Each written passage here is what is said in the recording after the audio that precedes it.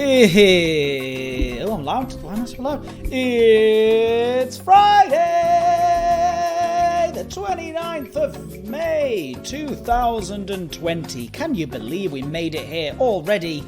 It's time for one thing, and one thing only, that it's time for today's very formal quiz. 'Tis Formal Friday with me, your host, Edward C. Lewis. And I'm joined, as always, by the very formal host. It's Mr. W, head of questions. Can I be chief executive officer of Japes, and you can be the head of questions. I'll be head of questions. You'll be in charge of Jelly Japes. Yeah. Yes. Everyone's saying, "Oh, looking very sharp, Mr. Lewis, Mr. WNL." Also, you're muted. Sorry, I'm muted. You need to unmute yourself. No, I'm muted. No, you're not anymore. Don't worry, it's me. It was my fault. Okay, right. Well, that's good. You mute whatever you like. You may be able to tell. That I rushed into this one.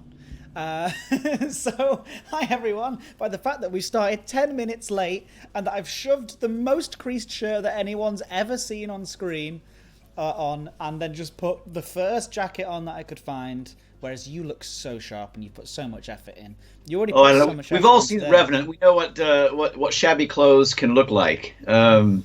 Yeah, no, the problem was today, of course, you got to admit, you helped me. You troubleshot. I like that for troubleshooting. You troubleshot. I had an IP, DNR, DNA, something or other glitch. DNA, and you had a DNA glitch. You had a DNA glitch. DNA glitch, yeah, that was it. No, sounds like Jurassic Park all all over where again. we in. Today's all about science fiction. We'll see what happens. Yeah. Wow, I love the tenuous connection that we just made there. It's brilliant.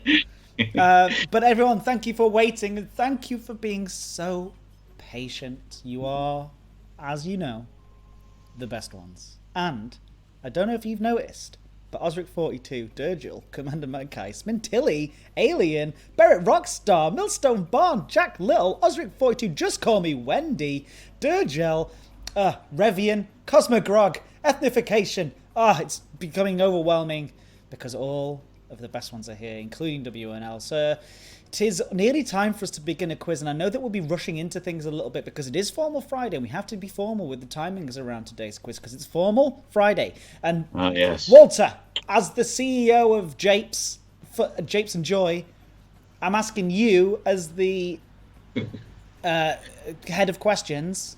Yes. What are the stats? What are the stats? Well, I'll be honest, because my computer was down and I couldn't access them, and I don't know for certain. I do know that you have come up and the chat stream is held just about straight, so Okay. You're about 2 questions down on them per quiz. But you've doubled your wins. You're up to 4 wins now. So do you, Jack Little, you can be the regional giggle manager. And this is the quiz at the end of the internet, and all the good ones end up here. Great. Thankfully, the best 2 are also here, Ed and WNL. Oh, Ethnification, you can come again. Yes, it's... everyone take a moment to just breathe, right? Let's just do one big breath together. What do you think? You ready? Because I did some lovely meditation this morning, and it was very lovely. You look in pain. That's not how you do meditative breathing. So. I was holding my breath until we started. No, you don't hold your breath. You should breathe as usual, everyone. I would be the worst. I would be the worst meditation guide. You would break in and you would have everybody breathing disparately. Yes. Okay, so everyone, you ready? Just one bit, and it was so good. The meditation was so good. It's you forget to do it. But just one big breath through the nose, out of the mouth. You ready? Everyone together. Sit down calmly. Whatever you're doing, stop what you're doing. Just do it. Just do this. Just breathe together. You ready? 3, 2, 1. In through the nose.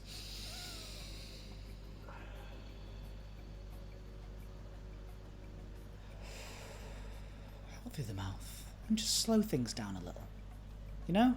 Let's just slow things down a little. I'm far too supine already, I think, yes. Yeah, you look like you're falling asleep there. You're already too relaxed. If you did meditative breathing, you'd fall asleep. But there you go. Hopefully everyone feels good after that breath. I feel pretty good. It was nice. It was nice. Yes. Yeah. There you go. See, look, didn't that feel good? Right. Okay. So you've wait. So hold on. What you're trying to tell me, Neil, is you've come to this meeting. What? You've come to this formal business meeting, and you I've don't come to this formal business meeting, but I'm ill prepared. What I can say is that on Monday I'll have the actual down to a thousandth of a point. On Monday. Yeah. On Monday. On Monday. It's always Monday. Okay. Neil, we asked for the Yeah. papers today. On my desk today, I'm the CEO of Japes and Joy. And right now, how am I expected to deliver to my Japes and my Joy without the facts? Consider this a jolly jape at your expense, and we'll get on with the true stats on Monday. All right. They won't be good reading, like I say. You're slightly down on the chat stream. Neil, what are we going to do about that, mate? What are we going to do about that? I'm so sorry. This is horrible. This is really horrible. We can either cook the books, Yeah. or today you can do fantastically and they can get a 0. That would almost bring it back. Okay, that seems fine to me. Is everyone all right with that? I've just got to ask the board of chatters. I'm just going to ask the board. Are we all okay? Just let's come over here for a second, Neil. If you can just. Snowy Monk agrees with me. Attending a meeting ill prepared. Been there many a time. haven't we all? Doesn't that describe my life? None of us are bored. Just well, that's smile. good. Broadly smile. Chairman. It's very difficult to hit someone who's smiling. So, chairmen, chatters of the board. We can think of something funnier than that, but not right now. Not off the top of my head. I'd like to talk about this at the water cooler. I'd like to talk about the water cooler. What's wrong with the water cooler, Cosmic Grog? Water cooler. Yeah, has Stickster been in there again? Swimming about? I don't know. None of us are bored, but good luck anyway. Yeah, oh, great. Afternoon, Gav Chap. Good to see you. Thanks very much. Chair people, surely. Yeah. Chatters of the board. That's better. Take this offline. Let's take this offline. The water tastes odd, says Cosmic Grog. I'll have to talk to Sandra in HR. That stands for happy resources, not human resources. I'd like to talking about the water cooler. I think we should circle round back on Monday. Yeah, you're right. No, I'm thinking that what we do is we take a triangle approach. And we reflect on the changes, and we just come together for a full 360 solution. Did you ever play that bingo game? We used to. Well, dare I say, I should admit this to the former head teacher of Baines School. But basically, we used to play bingo during his meetings, and we would have all of the different keywords and phrases down on a piece of paper. And the idea was to see who could recognize and hear the most from their paper first, and then shout bingo. I don't think he ever caught on. Yeah. But we were having a great time. Did you actually shout bingo? Well, you looked around pleased and sort of made a gesture to let everybody know that you had bingoed. Tug in your ear or something. Yeah, I would never disrespect my colleagues by playing games. Well, we had a deputy head. We had a deputy head who actually played games with us. We suddenly realized during one meeting that he was doing his best to get as many song titles into his talk as possible. Didn't tell anybody beforehand, but every other reference was to some pop song. It's good. Without naming them as pop songs, they were in his discourse. It was good fun. It does certainly sound good. Commander Benkai is right. He says, moving forward, sci-fi quiz. And you know what? If the chatters on the board want the sci-fi quiz, that's what it's they're going to get. Sci-fi. Yeah, sci-fi time. Sci-fi. Okay. Well, I will close down. Well, you do the rules. Close down the chat.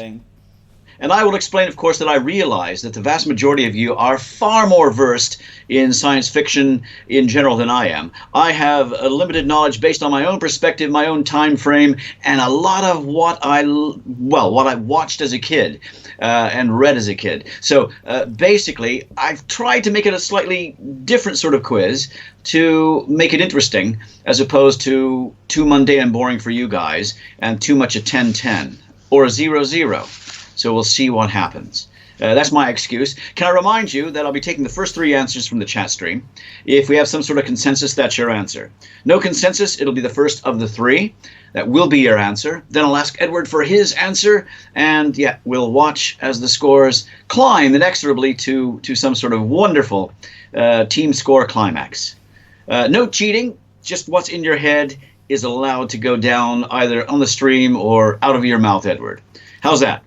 How's that indeed? Let's do as Are we ready? John Luc Picard says, make it so. I hope that's not a question. So.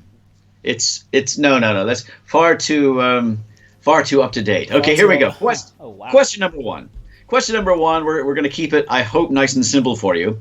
A bit of a multiple guess to start you off. I'd like to know, what was the name of the android in the film Alien? Was it Willow, Beach, or Ash? The name of the android in the film Alien. Was it Willow, Beach, or Ash? I never made the connection with the tree thing, to be completely honest with you. Yeah, well,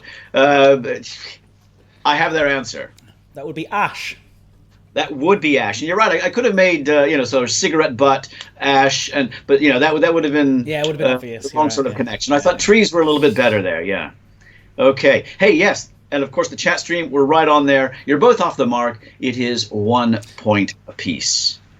Okay. Oh, we were talking about Kermodes yesterday. Not commodes, but Kermodes. And I was mentioning Frank Kermode, the literary critic, quite into poetics and things like that, wrote a couple of books on Wallace Stevens and things. You were talking about, of course, Mark Kermode, the critic. And I have good resources and reliable people that there was a third Kermode who was actually into aerodynamics, writing books on aerodynamics. So there's lots of Kermodes out there. And lots of commodes. And lots of commodes as well. Question number 2. 1 point apiece. Question number 2. I'd like to know. I made myself laugh. I don't know why. It's not even funny. Well, you're in charge of japes. I am. Wow, I'm so in charge of japes. I think you should wear one of those belled hats. Jester's cap. Okay. Question number 2 in today's quiz. I would like to know, what is futile against the Borg? What is futile against the Borg? That's question number 2. I have their answer. Resistance? Resistance is futile. Yes, resistance is futile, as is, trying to catch you up with these sort of easy questions. Yeah, you're testing the waters. I love how you're testing the waters. I can tell where we're going to go with this. It's going to start getting... Oh, you can't tell anything. I imagine that you've got this drop-down flowchart of, if they get this right, then yes. If they get this wrong, then you'll go for this question. If they get this correct, yeah. I usually have a few extras just in case. Question number 3. Number 3 in today's quiz, all about sci-fi. Question number 3. I'd like to know who wrote and directed the 1971 film THX 1138. Oh, come on. Who wrote and directed the 1971 film THX 1138? I have their answer. Oh no. Oh no. Oh no. Oh no. And your answer is? Oh no. I'm panicking. THX 1138. Yeah, I'm 1971. Yes, I'm aware of this. I'm panicking between Spielberg and Lucas. I can't remember. It's gone from my head. It's one of the two. Flip that coin. It's one of the two. Who would it be? I think it was George Lucas's first film. You're absolutely correct. Yeah, yes. Thank you for saving me. You saved me. You got. Yeah, I think it was his first film. Oh gosh. I allowed you to linger. Well, because you are the CEO, I had to have a go. Oh, yeah. I mean, I had to have this one in there because I remember watching it when it first came out. I didn't. And thinking, wow, this is bleak. And then when I saw Star Wars, I thought, so very different. Well, I'm currently trying as a starter. I'm trying to get through Kurosawa's stuff at the moment because it's all in the BFI player, which I recommend to everybody. It's on Amazon's thing. But Kurosawa, the 1950s Japanese filmmaker, and the Lost Kingdom or the Forgotten Fortress or the Lost. I can't remember what it's titled. Something like that. Yeah. Forbidden. The Forbidden. Yeah, is that right? Forbidden Fortress. Yeah. Something like that. Forbidden Yeah. Castle. But all I can say, Kurosawa, I think that was the first film that was shown on Channel 4 when it came out. Oh. I remember thinking, fantastic, Channel 4. It was something like over 4 hours long without a commercial break. They just showed the film. Wow. And I, a Channel 4 film fan ever since. Yeah. Yeah, anyway, that film, look it up if you haven't seen it already. It's what there are these two slave characters from the very beginning, and they're very, very clearly R2D2 and C3PO are based on them, and George Lucas has come out and said that. But so anyway, this is me now realizing the true podcast or live stream I'd want to do is about film. Anyway, carry on. Commander Benkai is saying that Kurosawa is great, but so full on helps when you're training in Japanese martial arts. Yeah, I agree. Well, watch Yojimbo. If you want a starting point, Yojimbo is where I started. And again, I've never watched any of it until this last week. And Yojimbo is an hour and a half long, so it's not too long. And it's what they based A Fistful of Dollars on. Is that right? Oh, there we go. Yeah. I wasn't sure of that, but it sounds good. Yeah. No, I think it's true. Anyway, I mean, my samurai sword, I was wielding it yesterday. What? Oh, yeah, hedge cutters. My hedge trimmers. Yeah. This is it.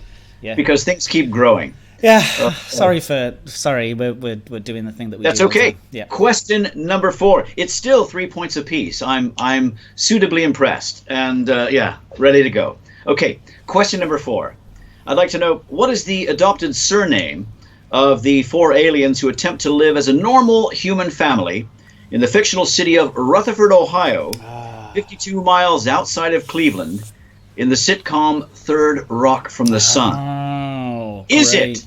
it, we have choices here, is it Stevens, Solomon, or Stewart? That's a hard one. Yeah. We're in Third Rock from the Sun, 52 miles outside of Cleveland, a little bit further to get to Troy, Ohio, my hometown. Third Rock from the Sun, we have, let's see, I have their answer. Jon Voight, just great in that, isn't he? Is it Close. Not Jon Voight, Lithgow. John Lithgow. God, I'm going to stop just saying these things. I don't need to say these things. I don't need to try and show off about my knowledge and then get it wrong. Right, no one cares. No one cares if I know this stuff. And yet he goes on to be so menacing in so many films. Oh, yeah. But they're fantastic comedy. One of my favourite performances was in the series Dexter. He plays the scariest character in that entire show. He's good, yeah. Right. So is it Stevens, Solomon, or I don't know. Is the truth Solomon? I'm gonna guess. Solomon is correct. Well done.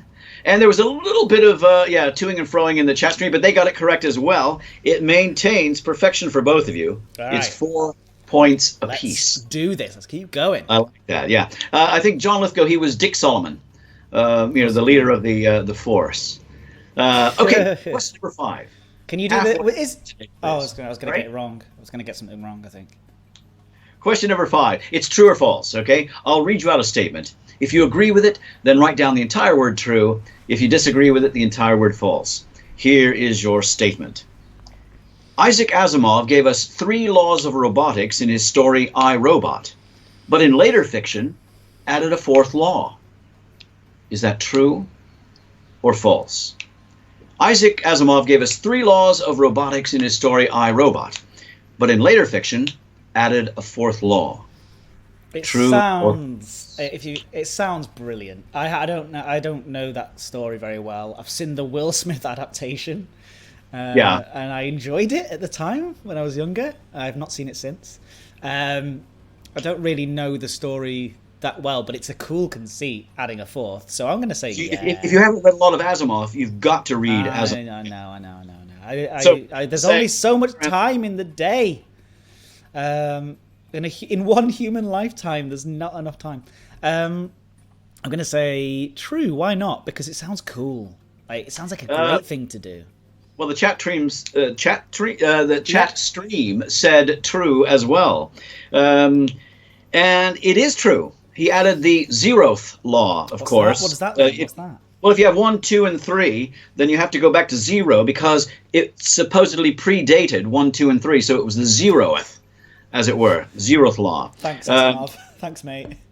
where robots had taken responsibility for governments of whole planets or civilizations. It read that a robot may not harm humanity, or by inaction allow humanity to come to harm. Because if you realize, of course, one of the three was individual humans. Yes. So now we had to take care of humanity, and it was number 0. Why though? Because humans. Because humans. Yeah. Well. We're into all sorts of possibilities here. My point is, could the protection of humanity actually involve the destruction of humanity? Down to a, and I'm sure that he explores these ideas in his novels. And then, you know what? I should probably read them. Okay, right. Next question. They're good. I mean, Asimov. Go all the way back. Read Foundation and Empire. Nice, big, thick, wonderful things from early on. All right, I'll do it. Anyway, okay. Yeah. Question. It's 5 points apiece. I'm suitably impressed. Question number 6. Listen carefully. Zaphod Beeblebrock said, "I've seen it. It's rubbish. Nothing but a Gnab Gib."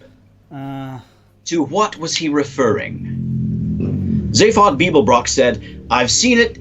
It's rubbish. Nothing but a Gnab Gib." Gnab Gib. To what was he referring?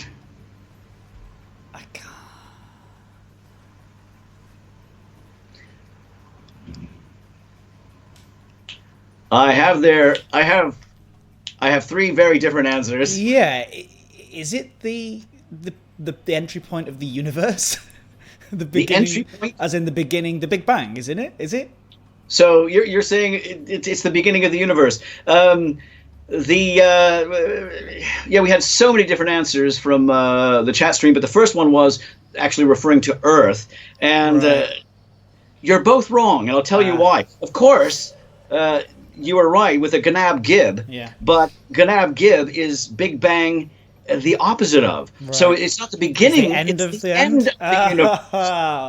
Those if you haven't read those books, everyone listening, you have no choice. This is from the restaurant at the end of the universe, and it's just absolutely full of wonderfulness. Both books are, and thanks for the fish. That was a separate one as well. So long and thanks for the fish.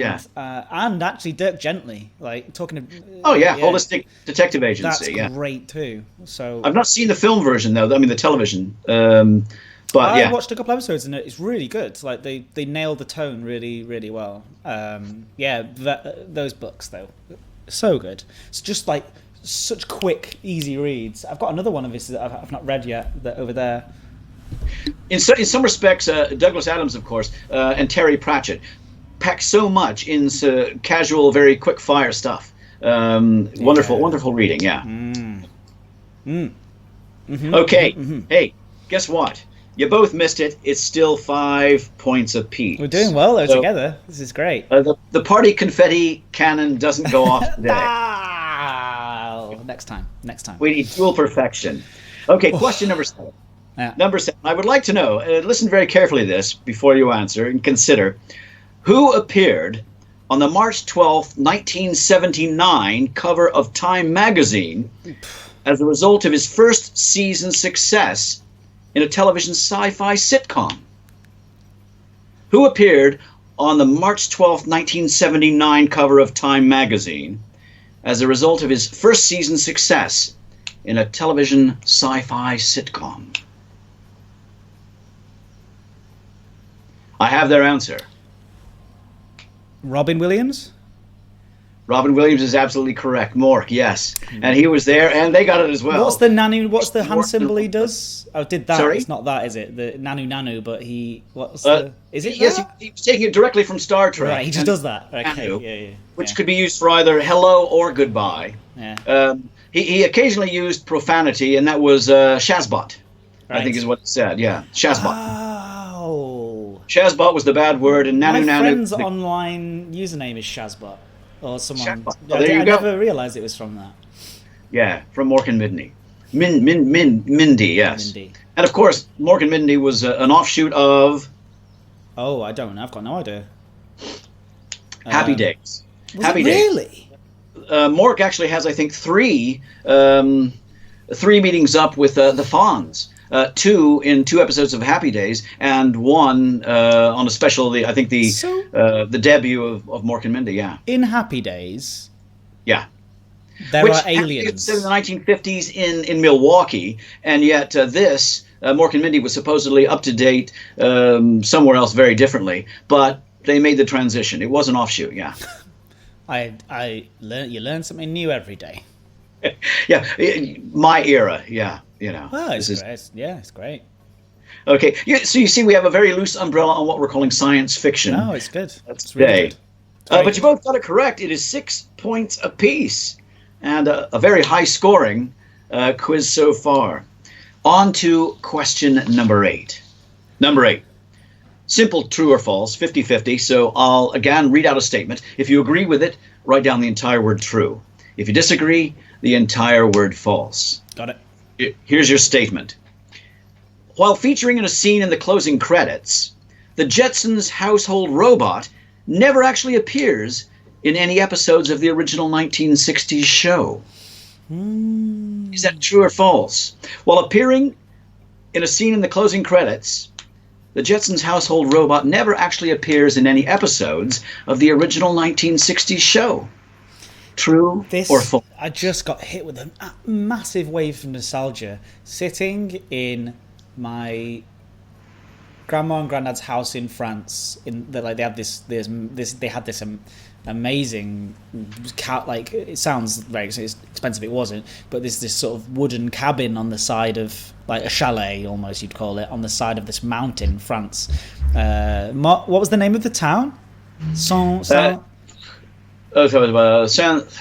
I used to have to drive up this winding up the mountain from Grenoble, yeah. Yeah, this winding road up to get to it. And I used to sit. Everyone else would be outside and playing in the snow, and I would just sit and watch Cartoon Network and just maybe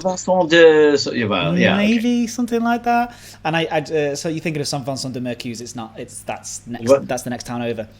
But they had I just would sit and watch Cartoon Network on the other sort of fold out, like, what would you call those, day bed type thing. I just watch Cartoon Network, and then they would play, Flintstones, Scooby Doo, and the Jetsons on repeat in a cycle. I never really liked the I'm not going to go into it. I preferred sort of the things that were more my day, Dexter's Lab and all those kind of shows, and Powerpuff Girls and things had just started out. And the Jetsons, they were 1960s great. Originally. They had a reboot in the 1980s. Would you like to know the answer to this? Sorry, yes. I'm going to say false. You're going to say false? Yeah. Okay. Well, you're both absolutely correct. The chatter said false as well, and it is false. Rosie, her name was Rosie, actually appears, but only in 2 episodes. Yeah. Many appearances in the 1980s reboot, but there were 2 appearances. But there are only... Yes, she appeared in every ending sequence, yeah. Right. There's only about 6 episodes of that, isn't there anyway, the original? There's a very small amount. A few more, yeah. They had 1 or 2 seasons. I think it went for 2 years. In the 60s, yeah. Which is possible. Wild to me that it was obviously a very famous show. Anyway, next question. Sorry, okay. We're very much rambling today, and I hope people don't mind. Today, as if it's any worse than any other day. We're exploring the parameters of each question. People know context. People know what they're tuning into with this. They're not. If you're expecting a straightforward 10 questions in a row quickly. Yeah, you're at the wrong place. Osric42 is saying it, of course. He guessed that it would be 1 or 2 sneakily trying to throw us off. And that was. You're right. Yeah. Having had my normal sort of true or false true in the early part of the quiz, we tried to get you, and nobody fell for it. I nearly went for true. And then I was like, no, I know that this is actually going to be... I bet you it's that they're in 1 or 2 episodes, yeah. So, anyway... Okay, well, we're on to question number 9. It's still all tied up at 7 points apiece. Question number 9. In a 1964 episode of The Outer Limits, the first manned expedition to Mars finds itself being killed off one by one by an alien predator. I remember watching it. I do not know this. Who starred as Major Chuck Merritt before later famously starring as Batman? Okay, so you've you've given me the answer there. But do the I entire... haven't. There's so many Batman. Yeah, but do the whole question again. It'll help me. But in a 1964 episode of The Outer Limits, the first manned expedition to Mars finds itself being killed off one by an alien predator, who starred as Major Chuck Merritt, before later famously starring as Batman. I have their answer. Oh, why has this happened to me? Because we've done so well matching up so far, and I just cannot remember the guy's name. It's just not coming to.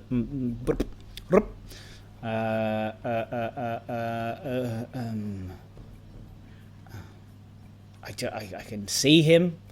I can even see him when he was in.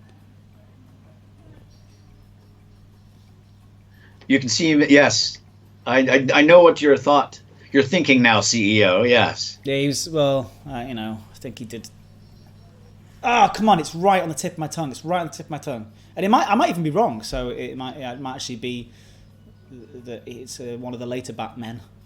I think it's Christian Bale. No, I'm joking. It's. I think he would have been rather young. Yeah. Obviously not. All right. I'm so sorry. Just in the interest of moving things forwards, I'm gonna have to pass because what a shame! What a shame! Won't jump into my head at all, and yeah. His co-star. Wait! I won't take the point. The co-star is Dick. What's his name? Dick Grayson is the sorry. Yeah. Again, I would have got this wrong too. Give me the initials. I won't take the point, but give me the initials. Are you sure? Yeah. I don't can't pass, and then give me the initials. Okay. A.W. Adam West. Adam West. Yeah.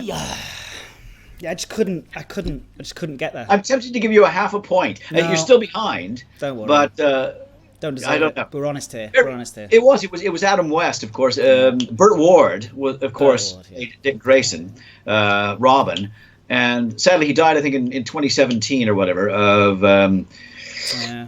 some leukemia or something, or something not blood-related disease or something or other. Yeah. And Burt Ward said he was a fantastic guy. Of course, as you say, you remember him from The Simpsons and Family Guy, playing himself. Yeah.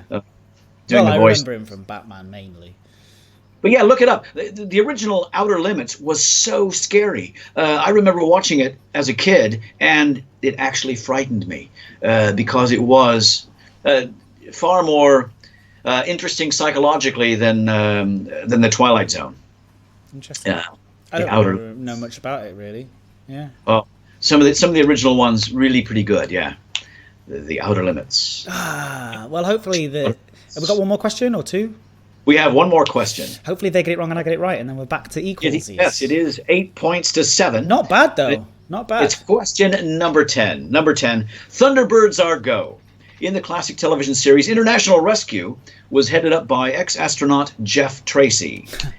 How many sons did he have? Oh, what? Thunderbirds are go. All right. You think this should have been question number 1. In the classic television series, International Rescue was headed up by ex-astronaut Jeff Tracy. Yeah. How many sons did he have? You don't have to name them, although I'm sure most of you probably could. I have their answer. I can't.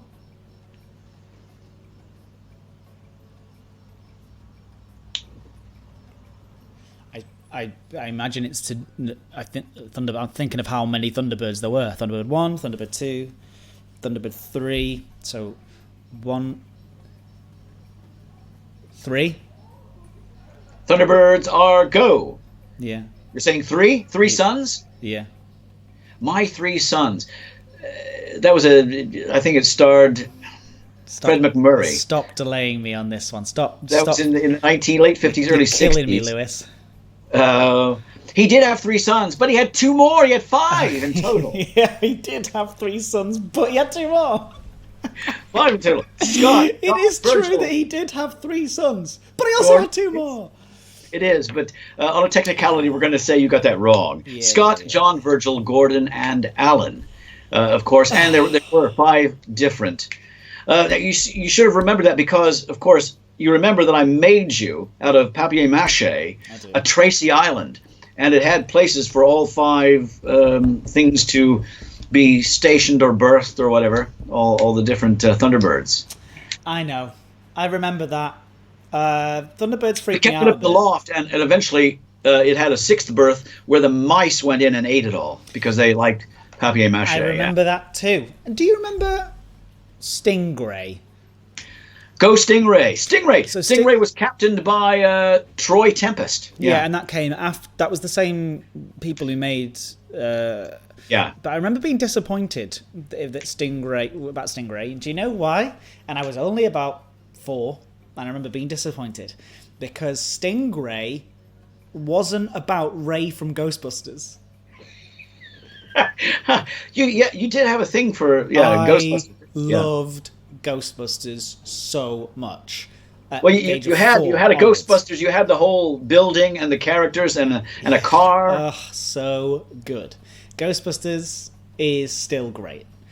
I haven't, you know what? And I haven't seen any the reboots. And No, neither have I. There's 2 apparently. Did you know there's 2, or at least one's in the works? One's Several reboots, one full female cast. All these. You're right. I stuck with the original myself. Yeah, no, and I should give it a shot, really, because I was such a huge fan as a kid. It was the cartoons I liked. I loved the cartoons, and I also remember, and I really like this phrase.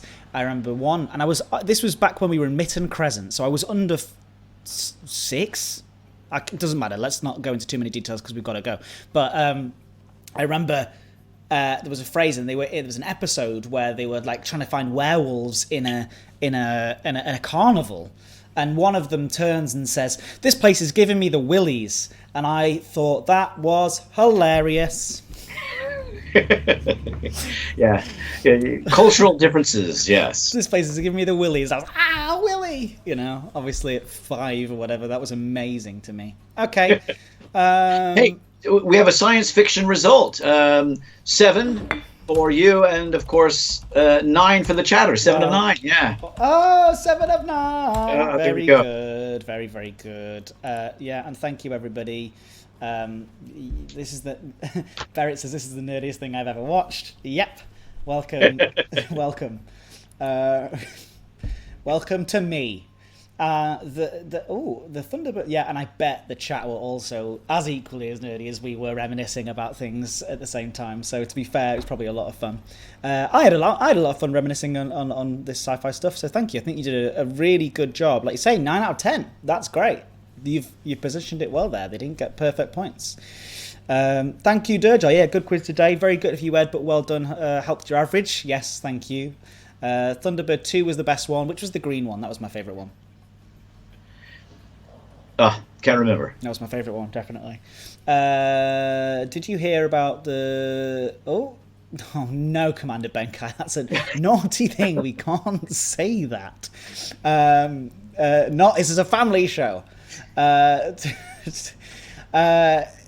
Jack Little says it's everyone's favourite, almost. Jack Little seems to have some beef with that one. That was number 2, and it was the best, yeah. I think everyone thinks it's the best. It's 2. Number 1 was the Red Rocket one, right? The Rocket one. I just didn't... It was too standard. Yeah. It was too standard for me, that one. Brought back loads of memories too. Great. Yeah. Yeah. Stop talking about the gay ghosts. I didn't like Captain Scarlet because he couldn't die, so I didn't see the point in it. Yeah, but that's the whole point, isn't it? Is that he's terrifying because he's invincible. But yes, WNL, thank you. That was really, really fun. Very much appreciated. And thank you, everybody, for being patient as well in getting the stream started a little bit late today. You've been wonderful this week, and it's been really, really fun doing these things. So, do you think we should do some more next week, WNL? Why not? Yeah. Why not, indeed? Why not? All right. Yeah, it was really good. And as you can see in the chat, people saying it was great too. So, as always, you will find us here through Monday through Friday. Next week, there's no bank holidays, unfortunately, in the United Kingdom. So, we'll be doing Monday through Friday next week. Round about midday, twitch.tv/EdwardClewis right here. And as always, please, we haven't received many submissions in the last few weeks because there are such great submissions already, I suppose. But yeah, if you want to do an ending screen, please do so. Send them to me on twitter.com/EdwardClewis or send me a message on here. Whenever Ed says, as always, I'm expecting you're a startle puffin. As always, you're a startle puffin. I think I've always said as always before. Before Bob Mortimer said it on his Instagram, because if you haven't seen those videos, check out Bob Mortimer's Instagram. It's very, very funny. I hope someone made the Poop Man ending screen. No, Poop Man came and went very quickly, thankfully. Thank you very much. All right, next Adam West time. Next Adam West stream. Very good. See you next time. Have a lovely weekend. See you on Monday. Thanks again. Bye. Bye-bye.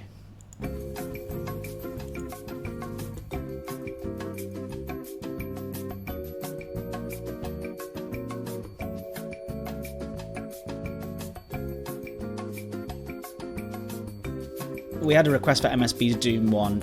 It's not easily to hand right this second, so we'll use that on Monday. But thank you, and have a good one. This one's from Jack Little, and this is what happens to the TV screens after we're done with them every stream. See you in a bit.